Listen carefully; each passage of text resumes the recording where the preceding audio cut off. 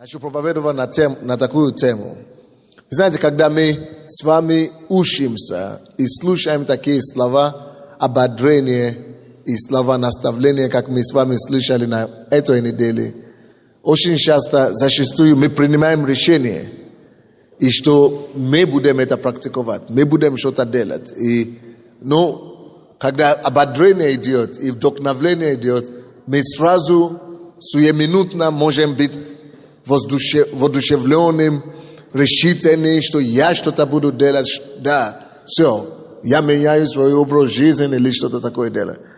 А потом, как мы все обнаруживаем, наверное, это с вами не было, может быть, только это со мной было. Вы начинаете забывать и замечаете, что, слушай, что-то это заходит в задний план, на задний план, а какие-то уже другие вопросы выплывают на первый план, и другие какие-то вопросы, что-то ты уже забыл, то, что ты обещал, или еще где-то там есть, но уже не в активном сознании, а это уже больше подсознание. Ты уже говоришь, завтра сделаю, послезавтра сделаю, когда-нибудь, возможности еще нет, придет время. Это вот типа такой самообман такие бывает у людей. Большинство людей тоже, которые пришли в церковь, покаялись, начали служить Богу, или пережили прикосновение, или которые поняли, что Бог хочет спасать, и им надо идти в церковь. Я вам скажу, то же самое зачастую людей уводит от Бога. Это называется какой-то дух, это по-английски я помню слово, но по-русски я не знаю, как это назвать. Procrastination. Может, кто-то есть переводчик. Procrastination. Кто-то понимает, что это слово значит? Да, это сложное слово. По-русски тоже. Вот затяжной такой дух. Затяжное слово такое, может быть, какое-то есть. Затяжной. Когда ты говоришь, завтра сделаю, завтра сделаю. Откладывать в долгий ящик. Но не совсем. Я имею в виду, когда ты не откладываешь в долгий ящик, что, я когда-нибудь сделаю. А ты хочешь делать, завтра, я сделаю, но я не откладываю, я сделаю сегодня, не сегодня, завтра сделаю, что постоянно такое, вот. Я тоже, по-моему, по-русски нет такого слова, я не знаю, может быть есть, но.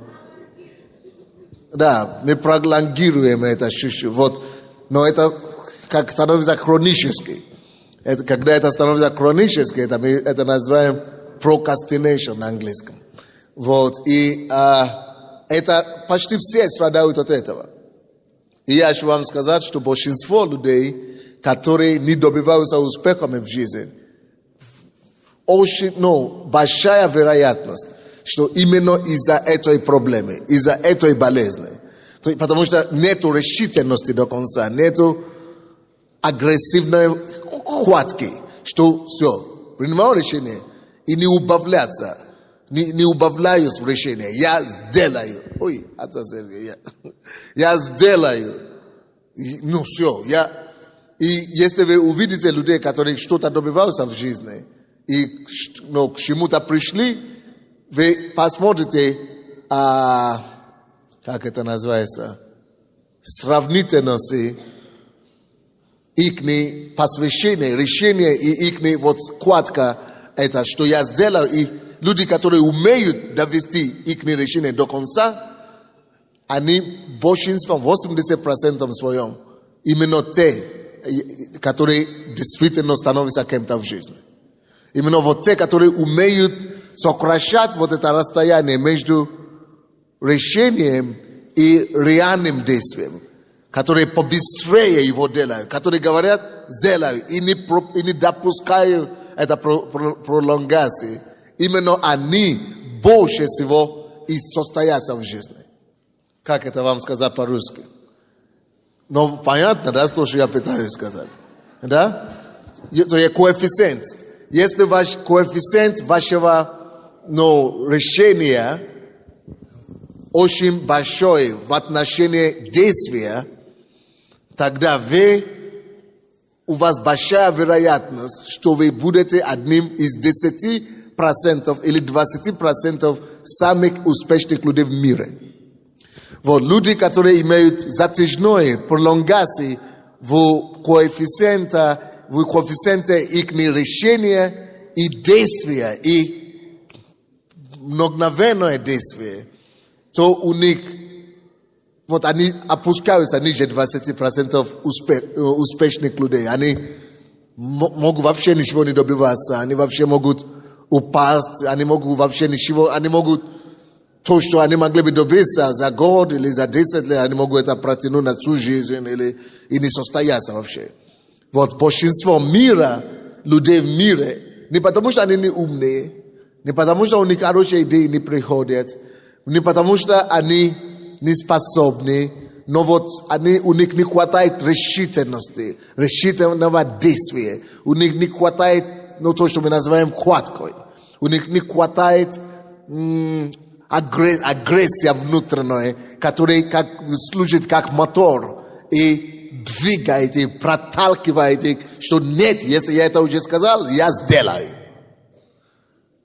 Вот, вы увидите, что большинство людей, 80 и 90% людей, которые становятся людьми, которые правят миром, которые становятся миллионерами, бизнесменами, вот у них есть вот эта позитивная агрессия внутренняя. И эта агрессия, это как мотор, который толкает их, и благодаря этому, напорности, или как мы говорим, напоре и настырности, это, вот им удается сокращать коэффициент этого, решения и действия. Вот если по математически мы возьмем коэффициент, да, решение, скажем, человек, который быстро принимает решение, и подтверждает делом быстро, почти нету человека, у которого 100% коэффициента.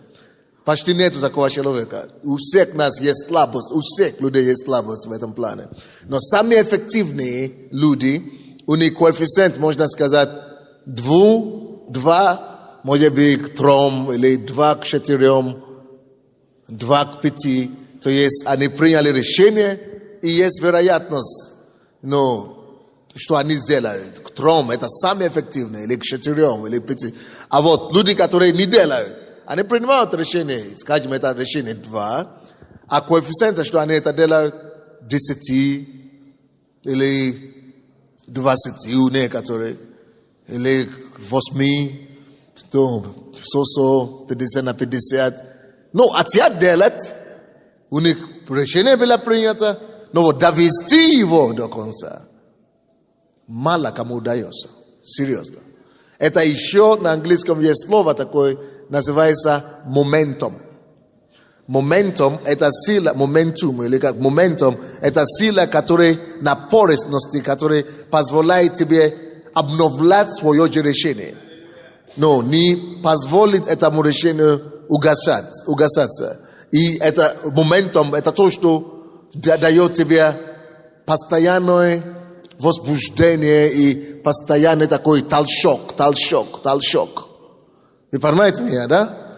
Вот это толчок очень часто, внутренний толчок, очень часто у многих людей не хватает. И я хочу вам сказать, особенно у нас здесь, не в миру, порой это есть у людей, потому что некоторые люди ищут своего, или некоторые люди амбициозные, некоторые люди ищут карьеризм, особенно в церкви у нас. Когда мы уже приходим к Богу, очень часто снижается это уровень напористности и упорства и амбициозности, потому что мы думаем, чего мне? Потому что мы не хотим для себя уже своего, уже не ищем, и мы думаем, уже, значит, не надо ничего искать. Нет, разница есть между добиваться деньги для себя, прославить себя, или добиваться деньгами, или успех ради того, чтобы прославить Бога. Поэтому, наоборот, у нас должно быть напорство, и это самое намного усиливаться больше, потому что сейчас мы уже не ради себя это делаем, а мы хотим ради Бога добиваться этим успехом. Кто-нибудь слушает меня или нет? Вот. И о чем я хочу сегодня проповедовать? Как снизить вот этого коэффициента?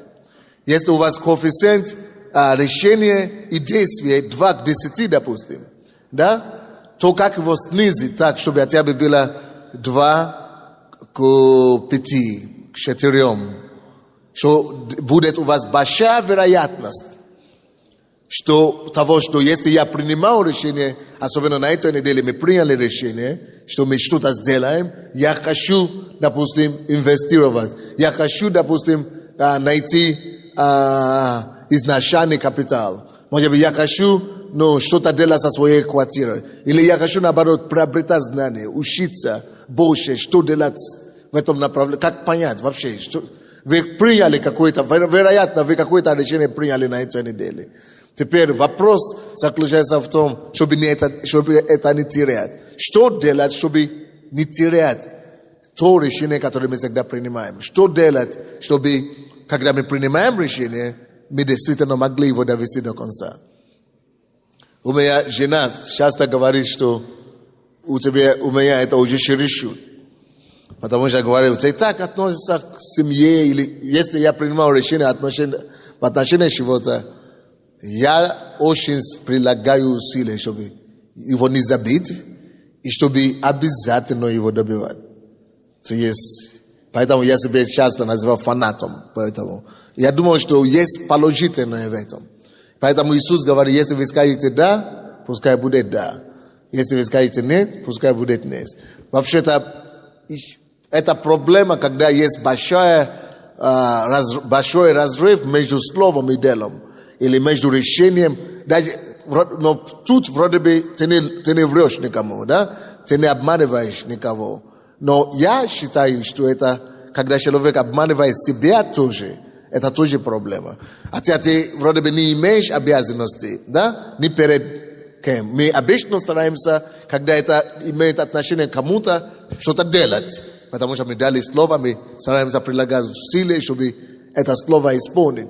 А когда мы даем себе слово, мы говорим, не получилось, мы часто иногда допускаем слабинку в отношении себе, что не получилось, я же сам, потом в следующий раз. А я думаю, все это начинается с самого себя. И это называется самодисциплиной. И когда человек и берет ответственность перед самим собой, это тоже уже тогда будет легче тебе держать ответственность перед другими людьми также. Кто из вас видел мою книгу новую «Грех без ответственности»? Мало даже, кто даже в курсе, да, что такая книга, и кто видел. Я не вижу рук. Вы знаете, эта книга поможет очень сильно победить не только ответственность перед другими людьми на работе, а сам себе вообще сделать ответственным человеком. Просто само себе делать. Я написал эту книгу специально. Даже не для церкви, как для Украины. Как для государства я написал эту книгу. Чтобы действительно мы победили вот это порог, который часто. Вот, но что, как нам вот повесить или сохранить упорство или настроенности довести дело до конца? Как нам уменьшить коэффициента решения и действия? Я хочу вам подсказать и дать некоторые подсказки такие, некоторые помощи. Можно сегодня, нет? Во-первых, когда вы принимаете решение что-нибудь делать, вам надо обязательно окружить себе, или лучше сказать, лучше окружить себе что-то, чтобы напоминало вам постоянно об этом вашем решении, об этой вашей решении. То есть найти объекты напоминания. Или найдите связующие объекты с тем решением, которое вы приняли. Допустим, если вы приняли решение идти в гости кому-то или идти куда-то поздравить, если у вас есть приглашение, поставьте это приглашение где-то, где вы можете его видеть. Или напишите это в вашем дневнике. Или поставьте фотографию этого человека возле вас где-то. Или что-то такое, что-то, которое могло бы вас напоминать об этом вашем решении. или по-другому, можно другой пример. Вы приняли решение стать миллионером, потому что вы эту книгу, это учение слышали, и вы не хотите, чтобы оно забылось, вы не хотите, чтобы вы пропустили это. Так что делать? Тогда тут же делайте какой-то шаг, чтобы приобретать эту кассету. Возьмите эту кассету побыстрее. Слушайте второй пункт. Примите решение слушать эти кассеты. Чтобы его не поставить где-то, чтобы не забить, положите его в вашей сумке, допустим, где вы будете его каждый день видеть, пока вы его не будете слушать. Или в машине. Или возле постели, если у вас там магнитофон есть. Или даже если нет магнитофона, положите там. И пока вы будете его видеть и смотреть, вы будете напоминать себе, что я еще его не слышал. Я должен слышать. Третье, что можно делать. Можно планировать свой отпуск. Или выходной. Допустим, будет суббота-воскресенье. Планировать, что все. Я беру от семьи, или от детей, или от работы один день. Субботу, допустим, или какой-то день, который у вас свободный. Я беру этот день для того сугубо, чтобы работать над собой по этому решению. Если я хочу слушать эту кассету, а у меня не получается слушать их. Вы знаете, что если вы будете слушать по одному, оно не складывается, то есть забивается. Хочется, чтобы все слушать одновременно. Поэтому вы примете решение, что все. В субботу я ухожу, или закрываюсь, или просто делаю себе такое уединение типа. И вы берете все эти 5 кассет, и 5 часов вы закрываете себя в комнате, и вы слушаете, конспектируете, и молитесь. В это время идеи какие-то будут приходить к вам, и вы пишете эти идеи, подсказки от Бога приходят к вам, вы пишете их, вы упорядочиваете, это ваше решение. И потому что после решения должны быть программа, план, стратегии, а это просто на ходу не часто приходит, на ходу. Поэтому, чтобы это все упорядочить, нужно набирать больше знаний, либо книги какие-то, и эти кассеты, и уединиться очень желательно. Где-то там побить, чтобы думать побольше, чтобы свежая голова была, чтобы свежие мысли заходили в голову, чтобы воздух, чтобы молитва, чтобы Дух Святой говорит, чтобы молиться. То есть надо напоминать себе, надо сделать это вообще как каждый день, каждодневное что-то. Поставьте себе в таких рамках или окружите себе такие объекты, которые будут вам каждый день, подчеркните слово каждый день напоминать об этой вашей цели, об этом вашем стремлении. И желательно тоже напоминать себе, чем-то напоминать себе об этой вашей цели каждый день, не только действиями, но и мысленно, и делами. Что имеется в виду мысленно? Или абстрактно? И конкретно. Что имеется в виду абстрактно? Каждый день желательно вам напоминать себе это через молитву. Молиться относительно той цели, которую вы ставите перед собой. То есть молитесь: Господь, помоги мне, дай мне мудрость. Когда вы молитесь о чем-то постоянно, она напоминает о себе автоматически. То есть молитвенно можно это делать. Так? И помимо, и можно это делать тоже через размышление. Размышлениями. Думайте об этом. Потому что пока вы размышляете на каком-то вопросе, так мысли приходят к вам. Стратегии приходят к вам.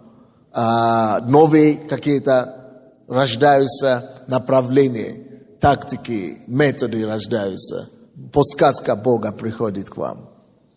Почему важно, чтобы уединяться? Вам нужно время, всем нам нужно время, чтобы размышляться о том решении, которое мы приняли.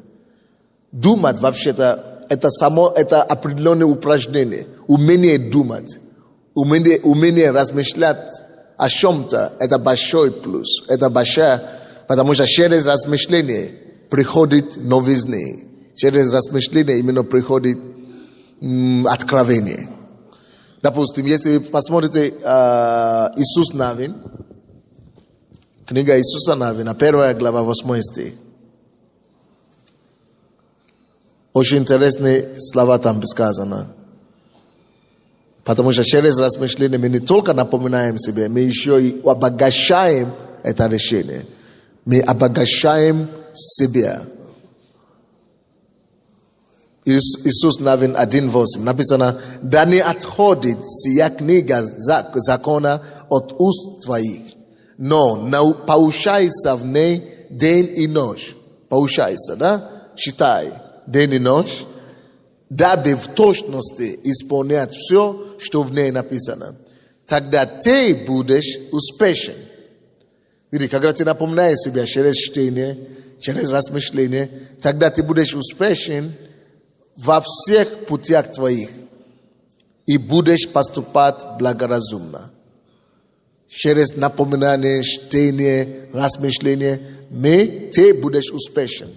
Мало людей вы сможете найти, кто действительно успешный, если он не напоминает, если он не работает над своим решением вот таким образом. Аввакум 2 глава, 2-3 стихи, там написано: видение, которое ты получил, которое Бог тебе дал, напиши его 8 крижали, напиши это видение.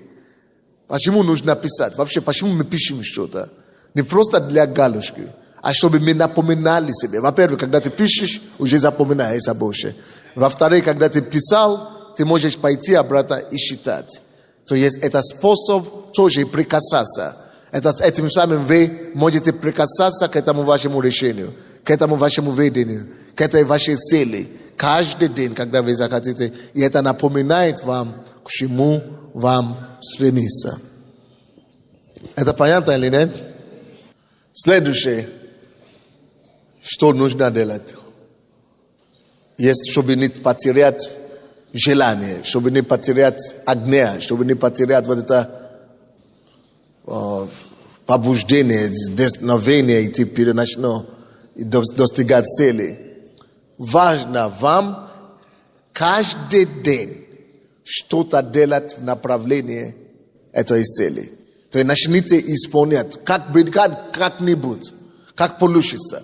Начните делать что-то конкретно. Начните, допустим, вы хотите закончить институт, начните, если даже у вас нет возможности может быть, поступить или поступать, начните информацию от тебя разыскивать, начните исследовать это дело, начните разговаривать с людьми, но не успокаивайся в день, чтобы что ты чего-то еще не сделал в отношении этой цели.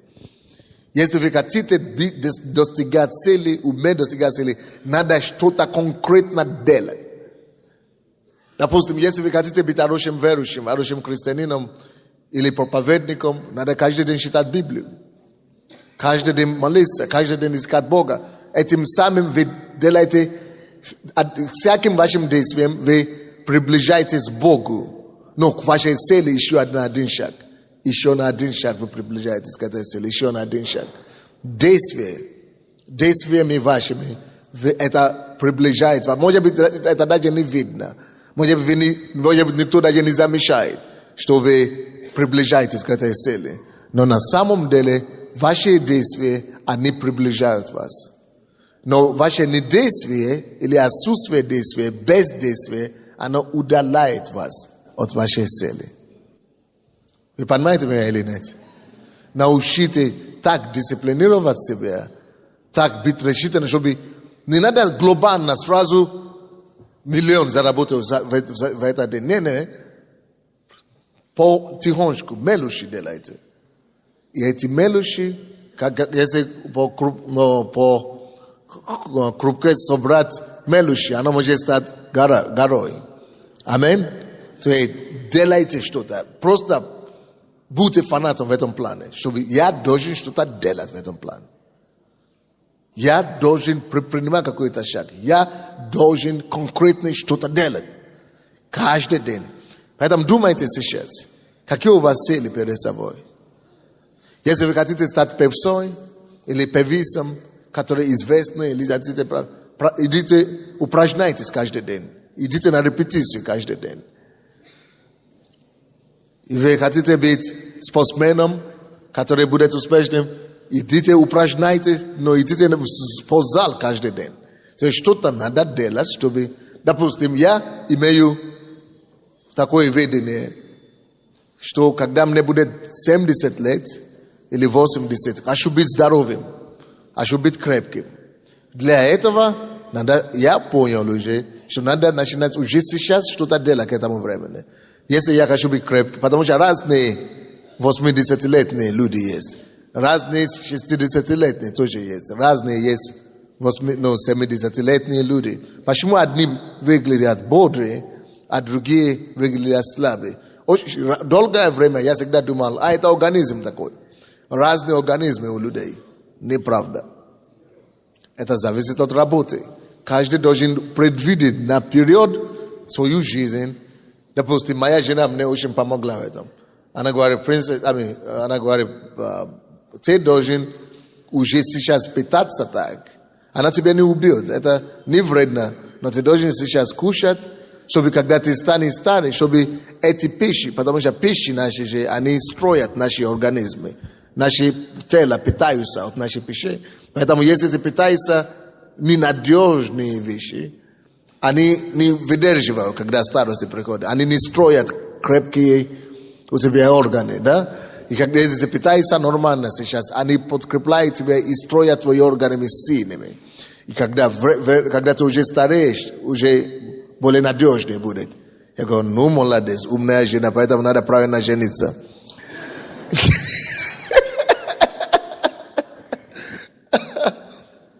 И я сразу начал прислушиваться. А мужчины знают, как не просто прислушиваться к женам. Но, в принципе, это полезное дело очень. Но, и я начинаю сейчас, думаю об этом. Когда мне будет 90 лет, я хочу жить до 90 лет, а потом идти к Иисусу. А я не хочу, что толку жить до 90 лет, а потом, и тебе 70 лет, и 20 лет ты уже не можешь ходить. Тебя уже возят туда-сюда. Это не жизнь, это мучение. Если ты не хочешь, чтобы это было мучение, надо уже сейчас что-то делать. Ага, надо уже так смотреть. Что Бог вам, как вы по-разному каждый может себе планировать. То есть надо каждый день что-то делать. Это понятно нам или нет? Каждый день надо что-то делать. Следующее. Если вы ставите перед собой целью, вы принимаете какое-то решение, если вы не хотите, чтобы это отпало, чтобы это забилось, чтобы это не исполнилось, если вы очень хотите, чтобы добились этой целью, обязательно надо себя заставлять программу учебы. Вы первое дело, что вы начинаете делать, когда вы говорите, я хочу, допустим, умереть старым, или до старости даже, значит, надо начинать тут же искать знания. То есть, ищите знания. Через знания вы подкрепляете свою решительность. Потому что, когда вы читаете книги, вы приобретаете знания, вы начинаете понимать еще больше, почему я это. То есть, знание это как бензин. Оно вас воодушевляет еще больше идти к этой цели. Если вы хотите, допустим, стать миллионером, если это ваша цель, если вы начнете считать и изучить эту тему, вы начнете понимать, потому что вы начнете обнаруживать такие информации, такие факты, которые вас будут вдохновлять идти вперед и что-то делать. То есть знание, это то, что тоже обновляет ваши решительности и сохраняет коэффициент вашего решения и действия. А как себя побуждать приобретать знания? Потому что просто некоторые скажут, а мне не хочется. Во-первых, большинство людей вообще им не хочется читать. Мало кому хочется. Допустим, мы говорили на этой неделе, и одна женщина мне сказала, моему сыну бы слушать эти кассеты. Я говорю, дайте ему, купите ему. Пастор, купите ему-то одно. надо же еще, чтобы он услышал. Пускай вы, не дай Бог, чтобы мы с вами страдали от этого. Слишком много знаний не мешает. Тем больше знаний, тем лучше. Чтобы побуждать себя считать, во-первых, надо понять, что я еще недостаточно знаю. Каждый из нас. Нет кто-то, кто уже знает, как следует ему знать. Нет никого из нас, кто бы сказал, я уже все знаю.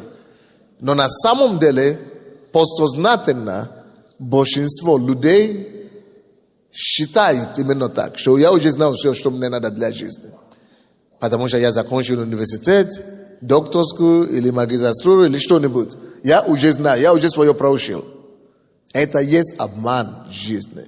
На самом деле, никто еще не знает все, что надо ему знать. Особенно мы, верующие, когда мы приходим в церковь, знаете, что мы говорим? Я же уже нашел Библию, я же уже читал Библию. Значит, только Библию я буду читать, мне уже ничего больше не надо. А дело в том, что тебе надо, потому что все остальные знания и книги, это уже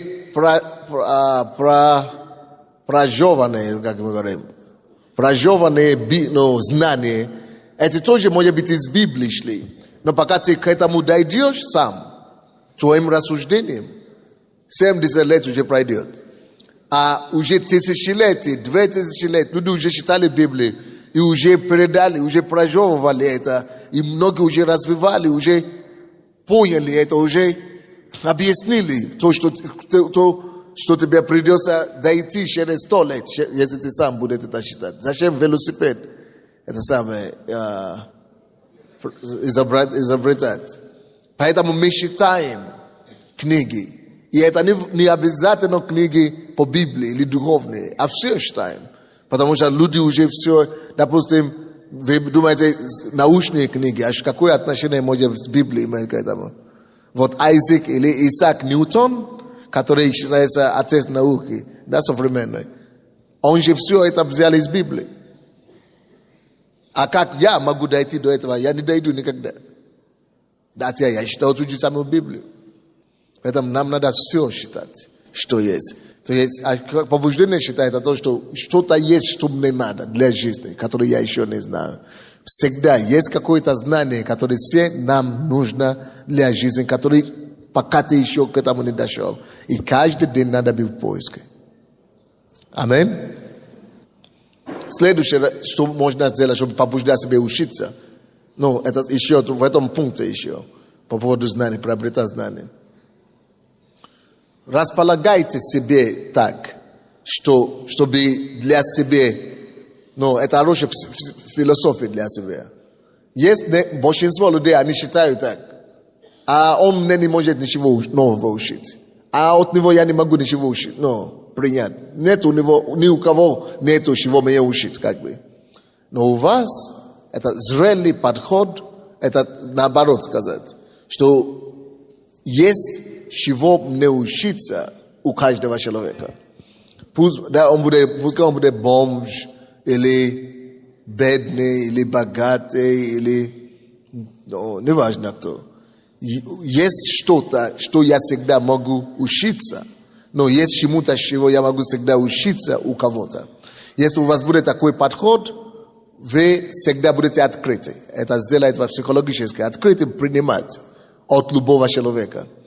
И как это ни странно, друзья, зачастую так бывает, что именно то знание, которое нам больше всего нужно и помогает чаще всего в жизни, мы часто их подловиваем или часто слушаем, получаем не оттуда, откуда мы их ждали.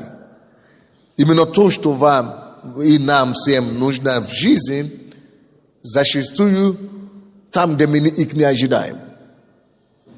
Поэтому надо желательно настроить себя так всегда, что я всегда готов у кого угодно учиться, когда угодно учиться, и все время учиться. Особенно если вы уже знаете направление вашего решения, вашей деятельности. Допустим, вы хотите стать хорошим врачом или самым лучшим врачом. То это есть определенное направление. еще тоже то, что вам поможет. Научитесь исследовать. Учиться не просто как чтобы считать или учиться, а исследовать. Если вы хотите стать врачом хорошим, то возьмите это направление медицины, которое вы хотели бы изучать, и начните исследовать именно то узкое направление, которое вы хотите или относительно вашего решения. Если вы приняли решение быть миллионером, зачем вам читать медицинскую книгу? Читайте книги, которые имеют отношение к успешных людей, которые уже зарабатывали, финансовые книги читайте. Если вы хотите стать проповедником, читайте духовные книги. Если вы хотите стать политиком, читайте книги о политиках, или которые имеют отношение к государствостроению. То есть возьмите узкий какой-то тему и доведите себя поставьте себе цель знать мельчайшие детали этого вопроса. Просто поставьте перед собой цель знать все детали, что не будет ни одна деталь в этом вопросе, который мне будет неизвестно.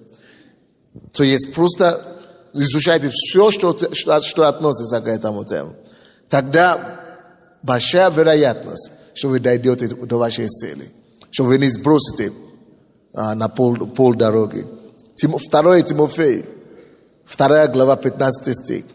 Там написано, Павел пишет Тимофею и говорит, учись, занимайся учением, чтобы ты мог представить себе достойным учеником.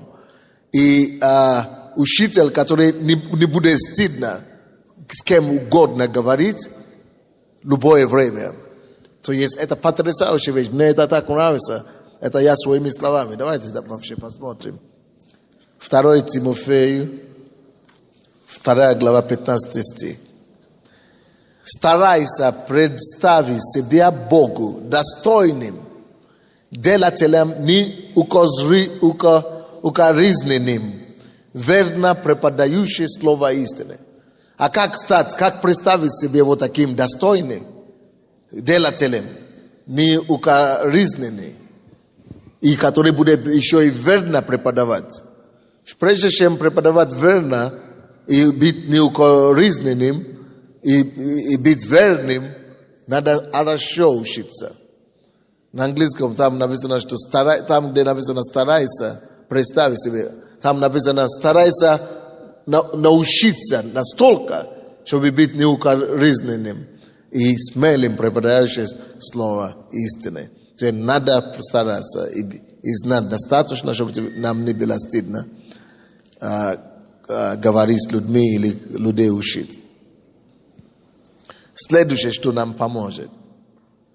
Безусловно, на пути любого решения.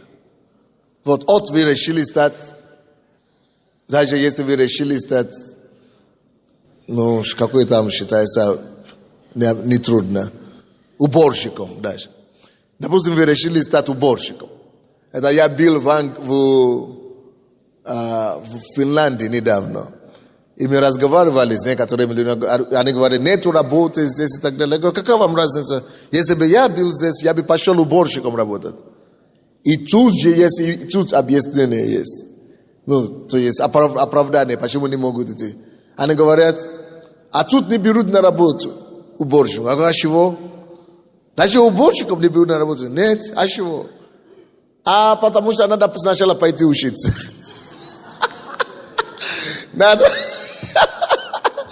Надо учиться еще на уборщика, говорят. И причем не только на полгода или 3 месяца. 2 года надо учиться, чтобы стать уборщиком еще. Как вам это нравится?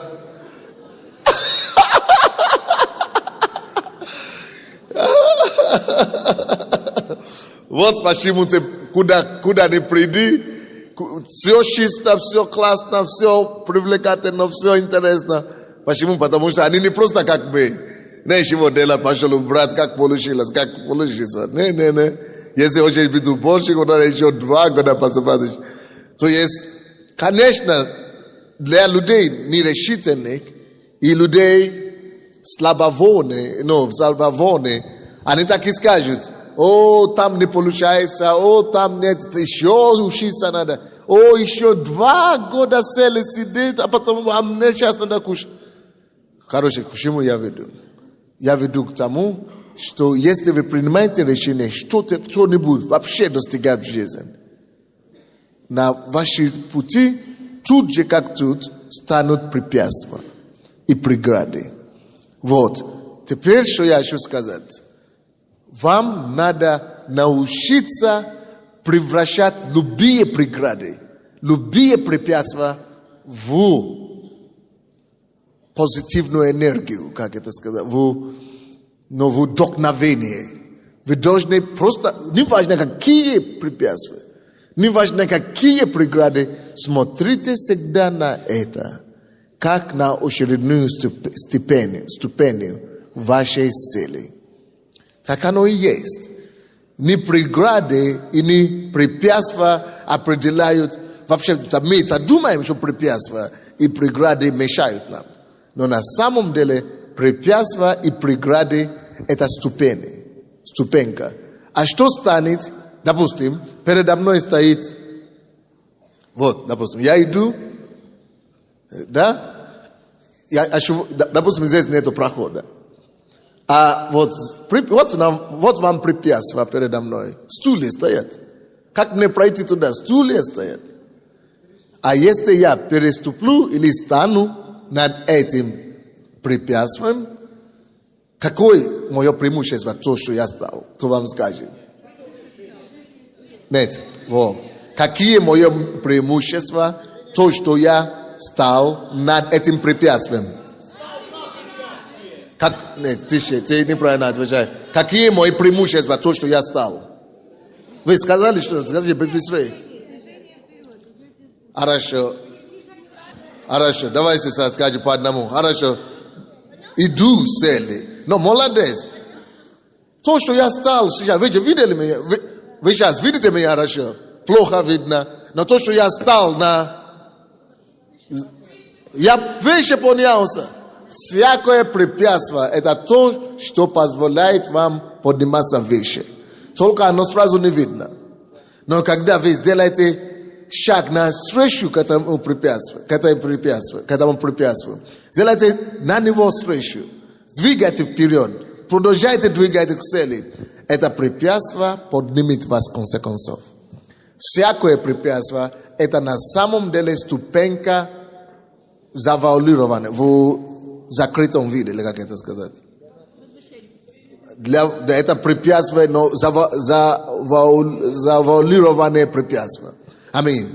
Ступенька. Это есть завуалированное возвышение для вас. Скрытая ступенька для возвышения.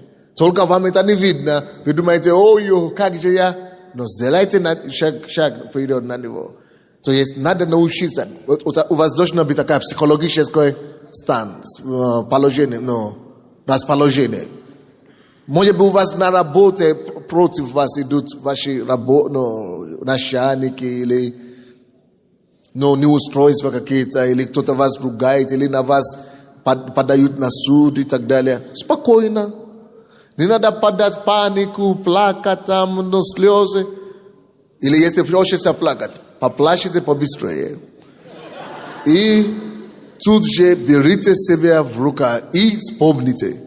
Я должен или должна превратить это препятствие в ступеньку. Я должен идти ему лицом к лицу, я должен идти навстречу ему. И я должен увидеть свою победу над этой ситуацией.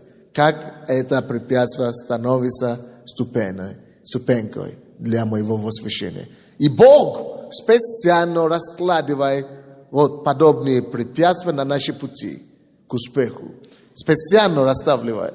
Почему? Потому что Ему нужно усилить нас.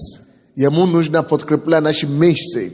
Ему нужно воспитывать в нас силу характера. Ему нужно формировать нас как личность и именно формировать нас, чтобы мы стали такими, которые Он хочет нас видеть. А без препятствий, без трудностей определенные мышцы не растут. мускулы, допустим, да? Если ты не понимаешь штанги, ты вообще ничего не делаешь. Это будет как мясо там будет, как вот это такие мясо, которые бьют, как это фальш, вот, да, это будет как фальшом будет. То есть ваши все места будет как мясо, такое, как фальш будет. А если вы будете качаться, мышцы появятся из фальша. То есть, и вы сможете уже определенные задачи решать, поднимать и так далее. То есть, запомните это. Нужно, откуда я это взял? Очень, тоже есть в Библии. Это Псалом 83. Это там я нашел этот принцип. Все есть в Библии. 83 в 3 Псалме, 7 стих, так написано: проходя долиною плача. Это потрясающее откровение. Люди проходят долиной плача. А вы знаете, что такое плач? Кто-то умер, родственник умер, но любимый человек потерялся, или развелся, или трагедия, короче. Долина плача. Это то, чего мы с вами не хотим. Сын колется, дочка ушла из дома, но развод, болезнь, то, что слезы. Долина плача. Это трагедия, которой мы все убегаем от слез. Но на самом деле мы даже с вами не представляем, что порой это именно то, что нам надо в данный момент, чтобы сделать нас людьми. По крайней мере, такими, какими мы должны быть. Вот и здесь эти люди, Бог учит нас и говорит, вот люди, и мы должны стать такими, мы должны стать таковыми людьми, которые проходят долиной плача, и в этой долине, в этом плаче, они открывают в ней, в этой долине, открывают что? Источники. Еще в долине плача источники открыть. Как это невозможно? Источники счастья, радости, вдохновения. Источник, ручье. В каждой вашей долине скрывается какой-то источник. Ручьем будет подниматься к вам. В каждом вашем долине. Допустим, вспомните, как вы попали в церковь. Наверное, это тоже было через какие-то долины плача. Вот. И представьте себе, во что превратилась эта плача. Спасение. Источник спасения. Источник вечной жизни вообще.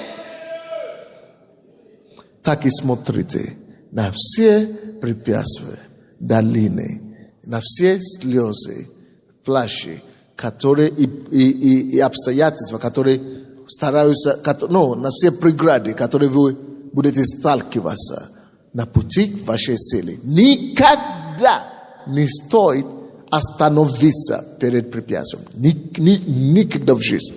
Потому что если вы останавливаетесь, вы не поднимаетесь над ним. Если вы не поднимаетесь над ним, оно не служит вашим возвышением или ступенькой. Вы не возвышаетесь над ним.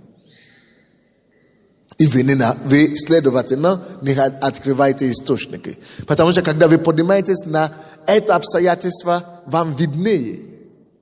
Сразу. Вот, допустим, когда я стал над этим препятствием, которое было, я сразу мог всех вас видеть до конца.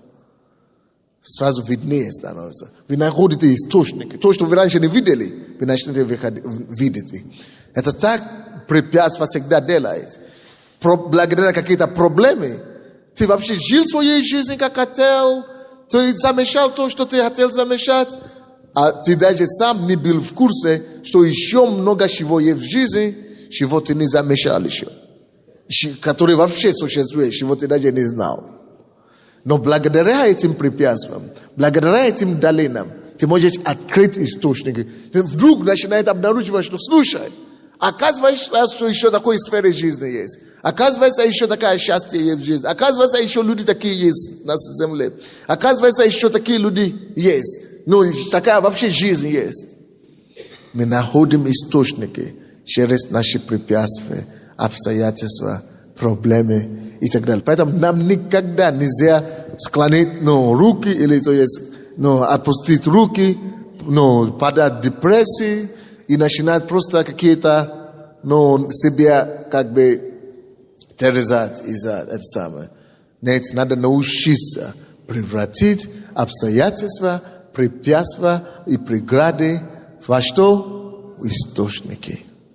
Это понятно нам, нет? Если вы это делаете, вы точно добьетесь успеха. Допустим, эти женщины в Финляндии говорили, мы не можем работать. Сколько вы уже здесь живете? 7-й год. Чего нету работы?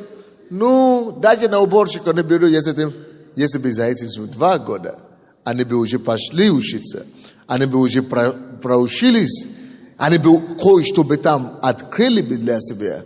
И помимо того, может быть, пошли бы на эту работу, и Бог бы открыл бы какой-то еще источник, через который они могли бы не просто быть всю жизнь уборщиком, а еще, может быть, Бог всегда использует как связки. Одну ситуацию на другой, чтобы... Это мудрость жизни. И Бог это нам подсказывает и дает. Следующее. Если вы хотите, чтобы уменьшить коэффициент вашего решения и действия, вы хотите быть таким человеком, который принимает решение и доводит его до конца. Принимает решение и никогда не пролонгирует его и не оставляет это на долгий ящик. Вы хотите быть человеком действия, который приводит и приносит свои эти самые до конца, решение до конца, заводит до конца, то обязательно вам надо быть человеком посвященным труду.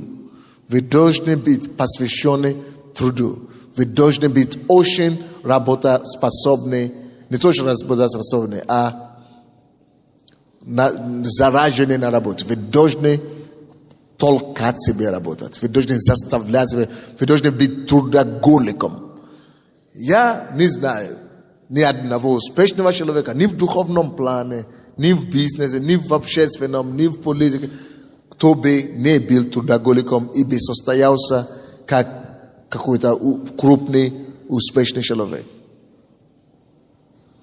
Нужно научиться работать, нужно уметь работать. Вы знаете, когда я думал, что я трудолюбящий, работоспособный человек, но когда я поехал в Швецию на пастору Крису, мы жили там на эти выходные, на эти каникулы, которые, на эти летний лагерь. Может быть, кто-то здесь есть, кто был там в Швеции с нами. Вы были там, да?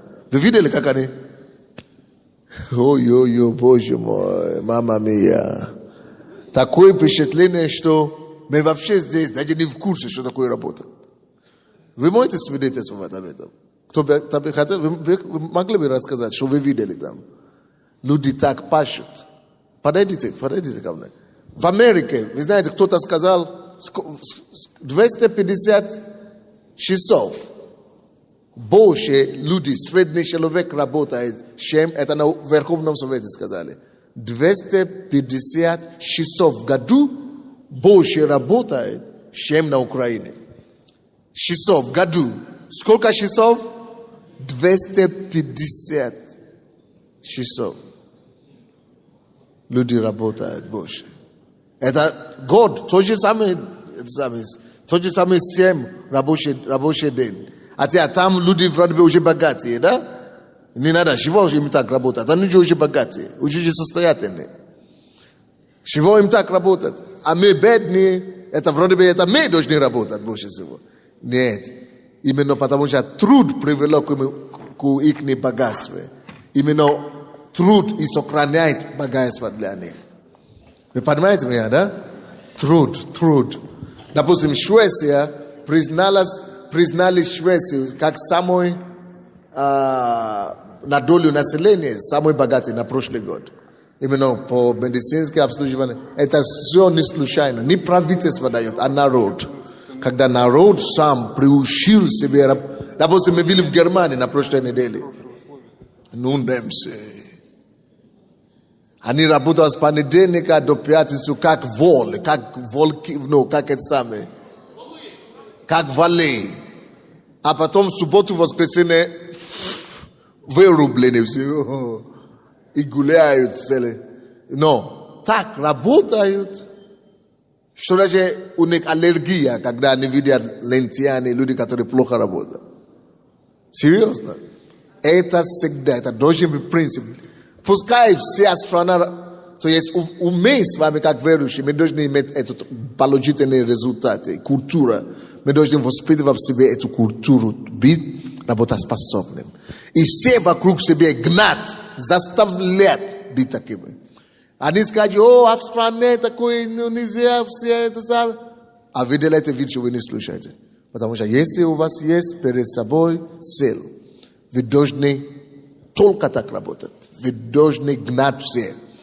Себе это устраивает, работай. Не устраивает, иди гуляй. Допустим, я помню, когда мы начали только нашу церковь. Каждый выходной, у нас праздники много разных. Каждый праздник или выходной, выходной здесь, в Украине, для меня это трагедия лично. А кто-то радуется, праздник, выходной, мы можем гулять. Для меня это трагедия целая. Потому что, не хватает дней, а тут еще и выбрасывают столько. Особенно, когда продлевают так, субботу, работают в воскресенье, а потом объединяют. Особенно в районе мая, это вообще. Я говорю, слава Богу, что бизнесменов не так много в нашей стране. А если Украина станет страной, где частный бизнес займет 70% экономики, люди начнут выступать против этого просто. Потому что мы должны приучить всех людей вот так мыслить. Раз. Вот, да. Что вы действительно получили для себя? Для нас поездка это было благословением, действительно. Потому что мы посмотрели, люди, они не только как бы работают, но они и служат. Они работают там сутками. Они даже не считают время, потому что когда мы приехали, мало того, что у них свои семьи, там по 4, по 5 детей, в каждой семье. И они как бы успевают делать все дома, у них дома свое хозяйство, у них большие дома у всех, и там, естественно, какой-то скот. И, в общем, они встают, по-моему, в 5 утра и ложатся часа в 2 ночи, в час, потому что все это время они проводят с нами, они нас кормят, они нас развлекают, во всякие аттракционы были там. Всевозможные, потом всякие туристические походы, поездки на байдарках. Причем бесплатно служат. Да, это все бесплатно. Кроме этого, у них еще своя работа есть. Такое, да. Еще своя работа есть. А потом хозяйство у них дома есть. Частные дома. Еще в каждом доме есть какое-то хозяйство. Либо животные какие-то. Да, обязательно. Во-первых, жили в гостинице. И там у кого дома, домики были, у кого гостиницы. Все чистенько. Это все надо постирать, это все надо убрать, это все надо приготовить. У нас чуть ли не 4 раза в день кормили. Там 2 ресторана. И с собой мы куда-то едем в Данию, например. Нам с собой дают такие пайки, они собирают. Это просто, неделю можно есть. И, во-первых, действительно, они служат, потому что они нас приняли как родных. Когда мы уезжали, они все бежали и плакали, и мы плакали из автобусов. Это просто действительно было такое благословение. Я таких людей вообще не видела никогда. Мы так удивились, мы приехали туда, нас встретили, действительно, как будто нас ждали, как, я не знаю, как президентов каких-то, что ли. И, так, они трудятся, но по ним не видно, они не устают. Они трудятся. И не устают. И как они выглядят, они все до того красивые, просто они поют и танцуют. И мы начали думать между собой, что это потому что мы здесь. Они просто хотели для нас служить нас, просто чтобы нам было хорошо. А потом мы начали спрашивать у них, а как? Они говорили, что именно ваша группа небольшая группа, маленькая группа, поэтому мы отдыхаем при вас. Да. Да, они с нами все делали, они все показывали. Мы же там ничего не умели. Там на этой байдарках переворачивались все. Я лично уже на самом финише перевернулась. Но все равно вылез, лето было, жарко было, хорошо. Было интересно и весело. Просто благодарю Бога. И кто еще здесь вот есть в зале? Сейчас вот опять объявляется поездка, миссионерский отдел собирает. Не жалейте, потому что то, что мы там получили, вы ни за какие деньги не купите нигде. И заодно посмотреть мир. И, конечно, учите английский язык, потому что это надо, это да. Спасибо. Ну, в принципе, дополнить тут особо уже нечем. Действительно, мы общались в основном со служителями, которые эта церковь нас принимала, они очень сильно заняты. При этом они еще работают, и действительно у них и хозяйство, и семьи. Но больше всего, наверное, поразило то, что они делают это с радостью. У них постоянно хорошее настроение. Вот наверное, атмосфера радости помогает им вот такую работоспособность проявлять. В общем, действительно, очень хорошая поездка. И многому научились. В том числе вот в плане отношения к работе. Спасибо. Да. Если любой человек, кто хочет достигать успеха, любой сфере жизни, в притче, 10 глава, 4 стих, надо уметь быть прилежным, просто любить работать и получать от этого кайф. Ленивая рука делает бедным, а рука прилежных что? Обогащает. Следующий пункт, чтобы не терять наши решения, чтобы довести наши дела до конца, особенно как христиане. Примите решение, что все, что вы делаете не ради себя, не ради людей, а для Бога. Написано, тот, кто работает, все, что вы делаете как для Бога, для Господа. Поэтому, когда вы не видите начальника перед собой, вы не видите систему перед собой, вы не видите страну, вы не видите президента, вы не видите пастора, вы не видите премьер-министра, вы видите Бога. Я для Бога служу. Я для Бога делаю, что я делаю. Это для Бога. Это моя ответственность перед Богом. Матфея 6:33. Ищите прежде Царство Божие, и все остальное приложится вам. На работе как для Бога, на служении как для Бога. Это дает тоже дополнительный импульс, толчок. И вы знаете, что Бог видит все, что мы делаем. Кто-то там есть, или кого-то там нет. Кто-то наблюдает, начальник есть рядом или начальника нет, мы все равно добросовестно выполняем, потому что мы для Бога, и Бог все это видит. Это понятно нам или нет? Если мы это сможем так научить себе так работать, и так настроиться, что я для Бога, вы знаете, мы будем делать, и будем иметь намного больше результата, чем мы когда-нибудь могли бы ожидать. Понятно нам, нет? Все. Это все пункты, которые я бы хотел вам дать. То есть, чтобы мы с вами были такими решительными людьми, которые доводят дело до конца. Кто-нибудь думает, что это полезно ему будет или нет? Я думаю, мы должны стараться в этом двигаться.